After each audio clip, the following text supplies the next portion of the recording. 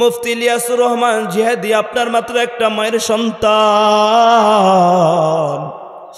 আজ এই কোরআন শিখার কারণে, আজ মাদ্রাসায় পড়ার কারণে আল্লাহ এত সম্মান আর এত ইজ্জত দিয়েছে, এত সম্মানের চেয়ার দান করেছে। যদি সারাটা পৃথিবী, যদি বাংলাদেশেরও হয়, যদি প্রেসিডেন্ট হইতো, এত সম্মান ইজ্জত পাওয়া সম্ভব ছিল না। ও কলিজার টুকরা মাগো, আপনিও যদি ইচ্ছা করেন একটা সন্তানের মা হবেন, একটা হাফেজের মা হবেন, একটা হাফেজের বাবা হবেন, তাহলে আপনার সন্তান মাদ্রাসায় ভর্তি করানো দরকার আছে না নাই? কারণ আল্লাহ রব্বুল আলামিনের দরবারে যদি কোনো বান্দা বান্দি কিয়ামত পর্যন্ত শুকর আদায় করে, কিয়ামত পর্যন্ত যদি শুকর আদায় করে, কোনোদিনও শুকর আদায় করে শেষ করতে পারবেন না। তার কারণ আল্লাহ রব্বুল আলামিন মুমিনদেরকে, মুসলমানদেরকে, মানুষদেরকে অগণিত অসংখ্য অনেক নেয়ামত দান করছেন। যে নেয়ামত আল্লাহ রব্বুল আলামিন দিয়েছে, এই নেয়ামতের গণনা করে আমরা কোনোদিন শেষ করতে পারবো না। এত নেয়ামত আল্লাহ রব্বুল আলামিন আপনাকে আমাকে দিয়েছে। সবচেয়ে বড় যেটা নেয়ামত, যে আল্লাহ রব্বুল আলামিন আপনাকে আমাকে দয়া করে, মায়া করে, কোনো দরখাস্ত করি নাই, বিনা দরখাস্তে পয়গাম্বর নবীর উম্মত হিসাবে বানাইছে। সকলে বলি আলহামদুলিল্লাহ। যেই নবীর উম্মত হওয়ার জন্য অন্য নবী পর্যন্ত আল্লাহর কাছে বলছে, আল্লাহ আপনি আমাকে নবী না বানায় যদি পয়গাম্বর নবীর উম্মত বানাইতেন, তাহলে আল্লাহ রব্বুল আলামিন আপনাকে আমাকে দয়া করে, মায়া করে আপনাকে আমাকে আখিরে জমানার নবীর উম্মত বানাইছে। শুধু তাই না, আল্লাহ রব্বুল আলামিন আপনাকে আমাকে মুসলমান বানাইছে। আল্লাহ রব্বুল আলামিন ইচ্ছা করলে আপনাকে আমাকে খ্রিস্টান বানাইতে পারতেন, হিন্দু বানাইতে পারতেন, বেঈমান বানাতে পারতেন, কিন্তু আল্লাহ রব্বুল আলামিন আপনাকে আমাকে হিন্দু বানান নাই, বেঈমান বানান নাই। আল্লাহ রব্বুল আলামিন আপনাকে আমাকে দয়া করে, মায়া করে মুসলমানদের ঘরে পাঠাইছে, মুসলমান বানায় পাঠাইছে। শুধু তাই না, আল্লাহ রব্বুল আলামিন আপনাকে আমাকে ইচ্ছা করলে মানুষ না বানাইয়া অন্য জাতীয় বানাতে পারতেন। আল্লাহ রব্বুল আলামিন ইচ্ছা করলে গরু বানাতে পারতেন, কুকুর বানাতে পারতেন, ছাগল বানাতে পারতেন, কিন্তু আল্লাহ বানান নাই। আল্লাহ না বানায় আপনাকে আমাকে মানুষ বানাইছে। তো এই জন্যে মহান মালিকের দরবার আরেকবার শুকর আদায় করে বলি আলহামদুলিল্লাহ। আল্লাহ রব্বুল আলামিন বলেন, লাইন শাকারতুম লাযীদান্নাকুম ওয়া লাইন কাফারতুম ইন্না আযাবি লাশাদীদ।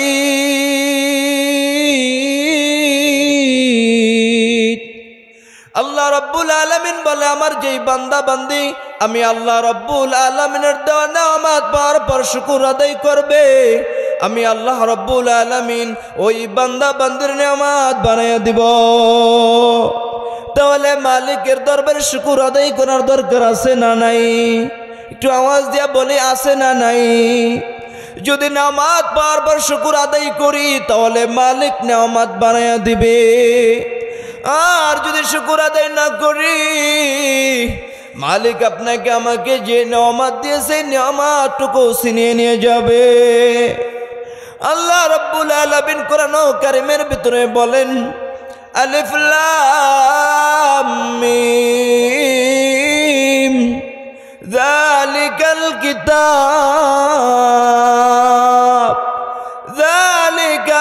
কিতাবু লা রাইবা ফীহি হুদাল লিল মুত্তাকিন।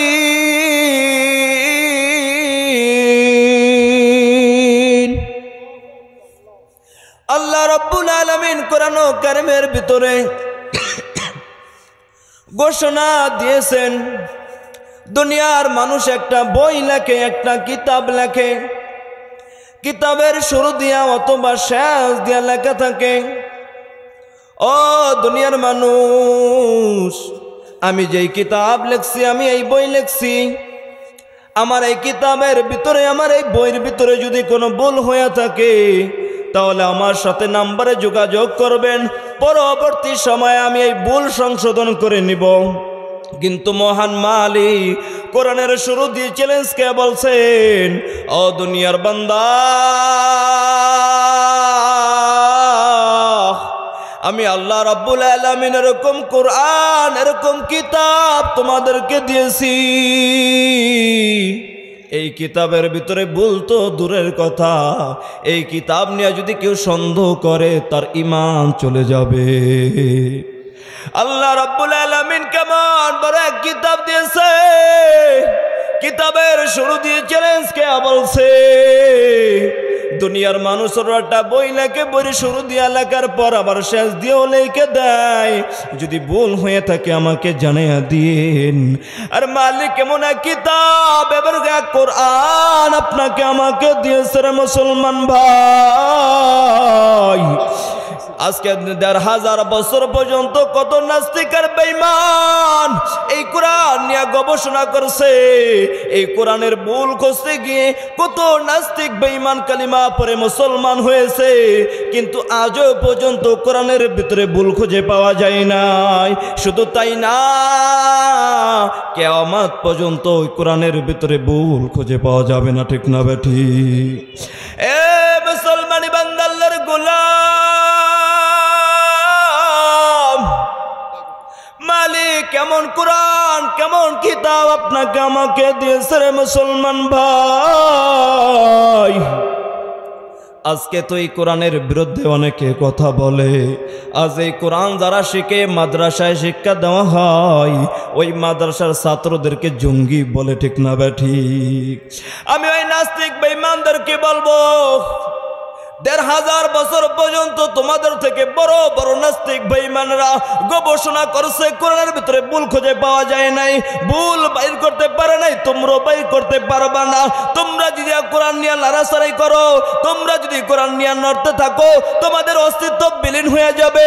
কিন্তু কোরআনের ভুল খুঁজে পাওয়া যায় নাই, পাওয়া যাবে না, ঠিক না বা ঠিক? ও নাস্তিকের গোষ্ঠী, কান খাড়া করে শুনে রাখো, আজও পর্যন্ত কত নাস্তিক বেঈমান চাইছে মাদ্রাসা তালা লাগাইয়া দাও, মসজিদে তালা লাগাইয়া দাও। তাকায়া দেখো, এই জমিনের ভিতরে ভার্সিটি, স্কুল, কলেজ সব সরকারের টাকায় চলে, কিন্তু তাকায়া দেখ এই মাদ্রাসা গুলা কোনো সরকারি টাকায় চলে না। কিন্তু তাকে দেখ, গণনা করলে স্কুল, কলেজ, ভার্সিটির থেকেও মক্তব এই কওমি মাদ্রাসা তার থেকেও বেশি, ঠিক না বা ঠিক? এ তুমি মাদ্রাসার বিরুদ্ধে কথা বলে লাভ কি? এই বাতি তো দুনিয়ার মানুষ জ্বালায় নাই, এই বাতি তো একমাত্র মালিক জ্বালাইছে, আল্লাহ জ্বালাইছে। আল্লাহ তো কোরআনের ভিতরে বলছো, বান্দা এই কোরআনের জিম্মাদার আমি আল্লাহ হয়ে গেলাম। এই কোরআনের ভুল কেউ বাইর করতে পারে নাই, কেউ বাইর করতে পারবে না। এই কোরআন নিয়ে নাড়াচাড়া করে নাস্তিক বেঈমানের অস্তিত্ব বিলীন হয়ে গেছে, কোরআনের কিছু হয় নাই। যে মসজিদের বিরুদ্ধে লাগছে তার অস্তিত্ব বিলীন হয়ে গেছে, যে মাদ্রাসার বিরুদ্ধে লাগছে তার অস্তিত্ব বিলীন হয়ে গেছে, যে ওলামায়ে কেরামের বিরুদ্ধে লাগছে তার অস্তিত্ব বিলীন হয়ে গেছে। কিন্তু মাদ্রাসারও কিছু হয় নাই, মসজিদেরও কিছু হয় নাই, ওলামায়ে কেরামেরও কিছু হয় না, ঠিক না বা ঠিক? যদি কোন নাস্তিক বেঈমান এই কোরআনের বিরুদ্ধে কথা বলে, ইসলামের বিরুদ্ধে কথা বলে, মসজিদ মাদ্রাসার বিরুদ্ধে কথা বলে, ওলামায়ে কেরামের বিরুদ্ধে কথা বলে, ওই নাস্তিক বেঈমানদেরকে উপযুক্ত জবাব দিতে হবে, ঠিক না বা ঠিক? আরে আজকে তো মুসলমান ঘুমে গেছে দেখা ২-৪টা নাস্তিক বেঈমান মুসলমানের বিরুদ্ধে কথা বলে, ওলামায়ে কেরামের বিরুদ্ধে কথা বলে, মসজিদ মাদ্রাসার বিরুদ্ধে কথা বলে। যদি আমরা মাঠে ময়দানে আগের মতো চেতনা নিয়ে ময়দান নামতে পারি, এই জমিন থেকে নাস্তিক বেঈমান লাশ গুপে পালাতে বাধ্য হবে, ঠিক না বা ঠিক? আরে এই জমিনে তো তাকবীর দিয়েছে সিলেটের শাহজালাল ইয়ামানী রাহমাতুল্লাহ আলাইহি, যেই সময় নারায়ে তাকবীর আওয়াজ দিয়েছে এই জমিন থেকে নাস্তিক বেঈমান লাশ গুপে পালাতে বাধ্য হয়েছে।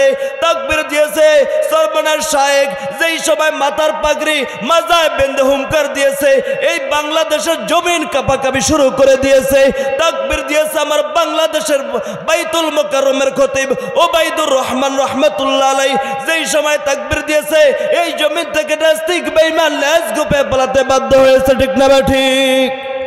ও মুসলমানি বান্দা আল্লাহর গোলাম, আজ আল্লাহ রাব্বুল আলামিন কেমন কোরআন, কেমন কিতাব আপনাকে আমাকে দিয়েছে।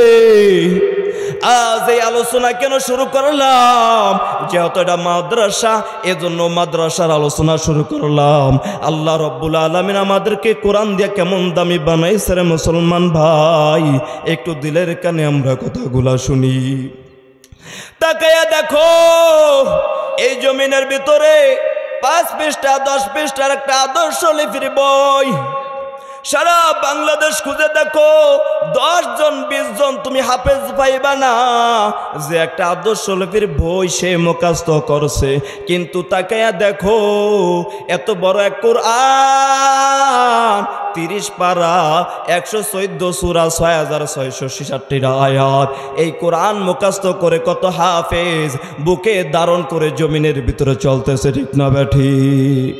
যদিও কোরআন জমিন থেকে মুছে দেওয়া হয়, এমন হাফেজ আছে কোরআনের পুরাটা কোরআন লিখে বদ্ধ করে ফেলবো, একটা জবরেরও কোনো ভুল হবে না, একটা নক্তারও কোনো ভুল হবে না, এমন হাফেজও আমার বাংলাদেশে আছে, ঠিক না বেঠি? এ মুসলমানি বান্দা আল্লাহর গোলাম,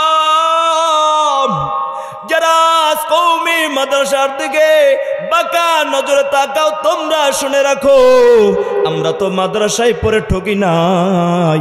মাদ্রাসায় পড়ার কারণে আল্লাহ আমাদের সম্মান কমান নাই। আল্লাহ তো সম্মান আর এত ইজ্জত দিয়েছে, যদি সারাটা দুনিয়া লিপিবদ্ধ করে দেওয়া হয়, যতটুকু সম্মান পাওয়া না যায়, যে আল্লাহর বান্দা কোরআনকে ধারণ করছে, কোরআন অনুযায়ী জমিনে চলতেছে, তার চাইতো তার অনেক বেশি দাম, ঠিক না বেঠি? আর আমার বাংলাদেশের সন্তান যেই সময় বাহিরের দেশের থেকে 1 নম্বর হয়ে বাংলাদেশের ভিতরে ঢোকে, কত সম্মান, আর কত মানুষ মুনাজাতে ওই সন্তানের জন্য কান্না করে আর দোয়া করে, আল্লাহ এমন একটা সন্তান যদি তুমি আমাকে দিতা, তাহলে তো আমি হাফেজের বাবা হতে পারতাম। এ যুবক, এ কলিজার টুকরা যুবক, মাদ্রাসার দিকে বাঁকা নজরে তাকাইও না। আজ মাদ্রাসায় পড়ার কারণে আল্লাহ কেমন সম্মান আর কেমন ইজ্জত দিয়েছে। এই যুবক তোমাদেরকে বলে, যদি তোমরা মাদ্রাসার সাথে সম্পর্ক লাগাও, তোমাদেরও সম্মান বেড়ে যাবে, তোমাদেরও ইজ্জত বেড়ে যাবে। তাকাইয়া দেখো, এই কোরআনের সাথে একটা গাছের রিয়াল কোরআনের সাথে যেই সময় লেগে যায়, ওই সময় রিয়ালটার দাম বেড়ে যায়, ওই সময় গাছের টুকরারও দাম বেড়ে যায়, বাড়ে কি বাড়ে না? আজকে আপনার আমি ঘুমাইতেছি 1 লক্ষ টাকা 2 লক্ষ টাকার খাটের ভিতরে ঘুমাই, কত যা দামি চেয়ারের ভিতরে বসি, আজও পর্যন্ত বাংলার ইতিহাসে এমন কোনো ব্যক্তি পাওয়া যায় নাই যে ওই চেয়ারটা অথবা এই খাটটাকে চুমু দিয়েছে বা অথবা সম্মান করছে। তাকায়া দেখো, একটা গাছ, যেই সময় গাছের একটা টুরকা দিয়ে যেই সময় একটা রিয়াল বানায় কোরআনের সাথে লাগাইছে, আর রিয়ালটা যদি যেই সময় মানুষের পায়ের সাথে লাগে, মানুষ সঙ্গে সঙ্গে ওই রিয়ালটাকে ধরে চুমু দেয়, আর মালিকের ডাক দিয়ে বলে, মালিক আমার অজান্তে পা লেগে গেছে রে আল্লাহ, আপনি আমাকে মাফ করে দেন। বলে কি বলে না? তাকায়া দেখো, তোমার শরীরের ভিতরে আমার শরীরের ভিতরে কত দামি টাকার কাপড় দিয়ে আমরা জামা বানাইয়া পরিধান করতেছি, কত দামি কাপড় আমরা পরিধান করতেছি, ব্যবহার করতেছি। আজও পর্যন্ত কোনো ব্যক্তি এই কাপড়টা দিয়ে চুমু খাইল না, এই কাপড়টাকে সম্মান করলো না। যেই সময় 15 টাকা 30 টাকা গজের একটা কাপড় দিয়া যেই সময় কোরআনের জন্য একটা গিলাপ বানায়া কোরআনের সাথে লাগাইয়া দিল, আর এই হাত থেকে যদি এই গিলাপটা যদি হাত থেকে জমিনে পড়ে যায়, ওই তলবেলে ওই মাদ্রাসার ছাত্র অথবা গ্রামের মানুষও যদি হয়, সঙ্গে সঙ্গে কাপড়টা উঠাইয়া চুমু লাগাইয়া দেয়। এটা কাপড়ের কোনো দাম ছিল না গো, এটা গাছের কোনো দাম ছিল না। যেই সময় গাছ কোরআনের সাথে লাগছে গাছের দাম বেড়ে গেছে, যেই সময় কাপড় কোরআনের সাথে লাগছে কাপড়ের দাম বাইরে গেছে। আরে মানুষটা আল্লাহ রাব্বুল আলামিন আদর করে বানাইছে, মোহাব্বত করে বানাইছে, দামি করে বানাইছে।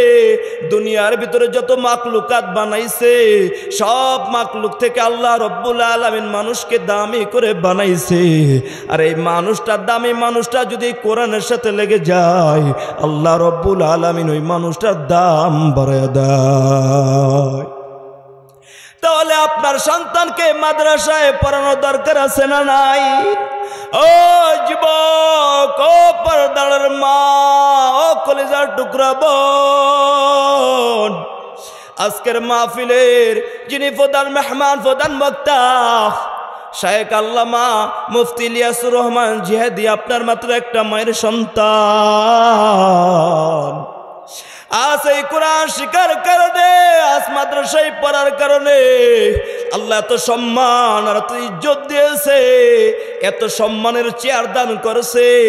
যদি সারাটা পৃথিবীর, যদি বাংলাদেশেরও হয়, যদি প্রেসিডেন্ট হইতো এত সম্মান ইজ্জত পাওয়া সম্ভব ছিল না। ও কলিজার টুকরা মাগো, আপনিও যদি ইচ্ছা করেন একটা সন্তানের মা হবেন, একটা হাফেজের মা হবেন, একটা হাফেজের বাবা হবেন, তাহলে আপনার সন্তান মাদ্রাসায় ভর্তি করানো দরকার আছে না নাই? তাকে দেখেন বাইতুল আমান এই মাদ্রাসার ছাত্ররা কত সুন্দর সুন্দর লেখা লিখতেছে। এই মাদ্রাসার ছাত্রগুলা যেই সময় কোরআন পড়তেছে, যেই সময় সূরাগুলা শিখতেছে, তাকে দেখেন একটা 10 বছর, একটা 5 বছর, একটা 3 বছর মাদ্রাসায় পড়ার পরনে যেই সুন্দর হাতের লেখা লিখতে পারে, যতটুকু পড়তে পারে, ভার্সিটির ছাত্র এই মাদ্রাসার ছাত্রদের সাথে পারে না। আরে ভার্সিটির ছাত্র যেই লেখা লেখে, একটা নুরানির ছাত্র যদি লেখে, ওই নুরানির ছাত্রকে ভার্সিটির ছাত্র ওভারটেক করা সম্ভব না। তাকে দেখো, তার প্রমাণ এই মাদ্রাসা ছাত্ররা লাগতেছে পিছনে ব্ল্যাকবোর্ডের ভিতরে। ও মুসলমানি বান্দা আল্লাহর গোলাম, আপনার সন্তানকেও মাদ্রাসায় পড়ান, আপনার সন্তানও দামি হয়ে যাবে, আপনিও দামি হয়ে যাবে। এই কোরআনের সাথে লাগার কারণে কেমন দাম, কেমন সম্মান আল্লাহ দিয়েছে। আজ এই কোরআন শিখার কারণে আল্লাহ রাব্বুল আলামিন চেয়ারে বসার সুযোগ করে দিয়েছেন। যদি এই কোরআন না শিখতাম তাহলে চেয়ারে জীবনেও বসতে পারতাম না। তাহলে এটা কোরআনের দাম, এটা আমার কোনো দাম ছিল না, আমার কোনো যোগ্যতা নাই, সব কিছু হলো আল্লাহ রাব্বুল আলামিনের কোরআন। এ মুসলমান গো, এখন অনেকে বলতে পারো তাহলে আমি তো কোরআন শিখতে পারি না, আমি তো মুরব্বি হয়ে গেলাম, আমার তো বয়স হয়ে গেছে, আমি কি করতে পারি? আপনি কি করতে পারেন? আপনি মাদ্রাসা অথবা মসজিদের ইমাম সাহেবের কাছে আইসা সূরাগুলা শিখেন অথবা কোরআনটা শেখার চেষ্টা করেন। আপনি ওলামায়ে কেরামকে মোহাব্বত করেন, ওলামায়ে কেরামকে যদি মোহাব্বত করার মতো মোহাব্বত করতে পারেন তাহলে আপনারও সম্মান বেড়ে যাবে। এই জন্যই তো মাঝে মাঝে বলা হয় আপনি ছাত্র হন, যদি ছাত্র না হতে পারেন তাহলে আপনি ছাত্রকে মোহাব্বত করেন, আপনি মাদ্রাসায় পড়েন, যদি মাদ্রাসায় পড়তে না পারেন তাহলে মাদ্রাসাওয়ালাকে, মাদ্রাসা ছাত্রদেরকে আপনি মোহাব্বত করেন, ভালোবাসেন, তাহলে আল্লাহ রাব্বুল আলামিন আপনার সম্মান বাড়ায়া দিবে। তাহলে আল্লাহ রাব্বুল আলামিন আমাদের সকলকেই কোরআন অনুযায়ী চলবার, কোরআন অনুযায়ী আমল করবার তৌফিক দান করুক। সকলে বলি আমিন।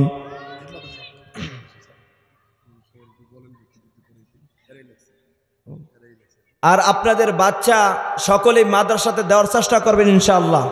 সকলে যদি মাদ্রাসাতে দেন ইনশাআল্লাহ কমপক্ষে হলো তো আপনি একজন হাফেজের বাবা হতে পারবেন, একজন আলেমের বাবা হতে পারবেন। যদিও না হতে পারেন আপনি আল্লাহকে যা বলতে পারবেন, আল্লাহ আমি চেষ্টা করছি আমার সন্তানকে হাফেজ বানানো, আলেম বানানো, পারে নাই, তবে হয়তো আল্লাহ তাআলা এই খাতির আপনাকে মাফ করবে। যদি আপনি মাদ্রাসাতে নাই দেন, যদি মাদ্রাসার প্রতি আপনার মহব্বত নাই থাকে, তাহলে আপনি কি করে পার পাবেন? এই জন্য সকলকেই বলবে আপনার ছেলে সন্তানকে মাদ্রাসাতে দেন, মাদ্রাসাতে দিয়ে আপনার সন্তান হাফেজের, আলেমের বাবা হওয়ার চেষ্টা করেন। আল্লাহ রব্বুল আলামিন সকলকে কবুল করুক।